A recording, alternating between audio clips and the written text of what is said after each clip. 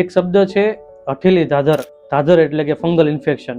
લોકો ધાધરને હઠીલી કરી નાખે છે. જ્યારે કોઈ માણસને ધાધર થાય એટલે એ મેડિકલમાંથી ઓઇન્ટમેન્ટ લે સ્ટીરોઇડ વાળી, 2-5 દિવસ લગાવે, સારી થઈ જાય, પાછી બીજી વાર લગાવે, આવે, પાછી સારી થઈ જાય. આવું કરતાં કરતાં એ 1, 2, 5 વર્ષ કાઢી નાખે. પછી કોઈ ડૉક્ટર પાસે જાય અને 15 દિવસ, 20 દિવસની કે મહિનાની દવા લે, ધાધર પાછી સારી થઈ જાય. એટલે પાછી એ દવા લગાવવાની ને પીવાની બંધ કરી દે. આવું જો નિયમિત કરતા રહે એટલે ધાધર છે હઠીલી થઈ જાય. ઘણા એવા પણ માણસો છે કે જેણે ધાધર અપનાવી લીધી છે કે ભાઈ આ સારી નહીં થાય. ધાધર સારી કરવા માટેના ઉપાયો સૌથી મેઇન છે ફંગલ દવા, ફૂગની દવા પીવાની અને લગાવવાની. બીજું છે પરેજી, નિયમિત પરેજી રાખવી, સુગરનો ઇન્ટેક ઓછો લેવો, નમક એટલે કે મીઠાની માત્રા ઓછી લેવી.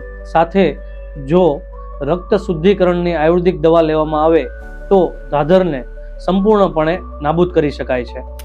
જો તમને ઘણા સમયથી ધાધર છે તો નિયમિત કડવો લીમડો રાત્રે પલાળો અને એનાથી નાહવાનું ચાલુ કરો.